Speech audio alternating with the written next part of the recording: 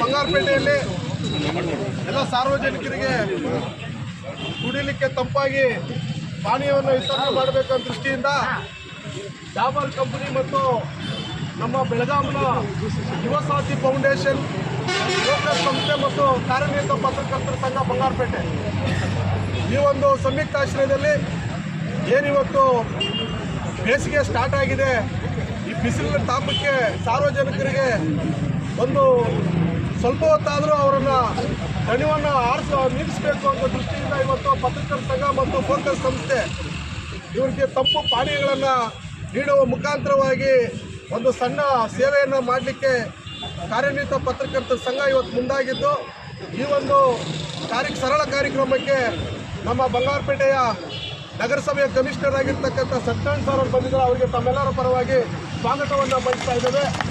ಅದೇ ರೀತಿಯಾಗಿ ನಮ್ಮೆಲ್ಲರ ಯುವ ನಾಯಕರು ಈ ಒಂದು ಬಂಗಾರಪೇಟೆಯ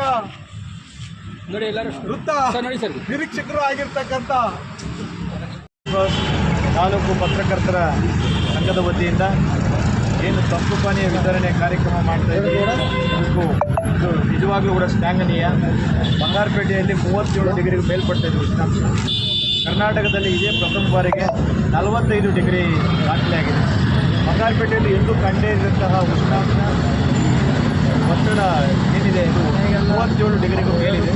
ಈ ಸಂದರ್ಭದಲ್ಲಿ ಎಲ್ಲ ಮನಗಂಡಂತೆ, ಯಾಕಂದರೆ ಸರ್ಕಾರದ 4ನೇ ಅಂಗ ಪತ್ರಕರ್ತರು ಇವರು ಜನಸಾಮಾನ್ಯರ ಇದನ್ನು ಮನೆಗಂಡು ಅವರಿಗೆ ಮಾದರಿಯಾಗಿ ಮುಂದೆ ಏನು ಎಲ್ಲ ಜನಪ್ರತಿನಿಧಿಗಳಾಗ್ಬೋದು, ಸಾರ್ವಜನಿಕರಾಗ್ಬೋದು, ಯಾರ್ಯಾರಿದ್ದಾರೆ ಅವರೆಲ್ಲ ಇದೇ ರೀತಿಯಲ್ಲಿ ಹಂಚಿಕೆ ಮಾಡಲಿ, ಜನಸಾಮಾನ್ಯರಿಗೆ ಮಾದರಿಯಾಗಿರಲಿ ಅಂತೇಳಿ ಪತ್ರಕರ್ತರ ಸಂಘ ಮುನ್ನಡೆಯನ್ನು ಬರೀತಾ ಇದ್ದಾರೆ. ಅವರಿಗೆ ಶುಭವಾಗಲಿ, ಇಂಥ ಕೆಲಸಗಳನ್ನು ಅವರು ಮುನ್ನೆಲೆಗೆ ಬರುವಂಥ ರೀತಿಯಲ್ಲಿ ಮಾಡಲಿ ಅಂತ ಆಶಿಸ್ತಾ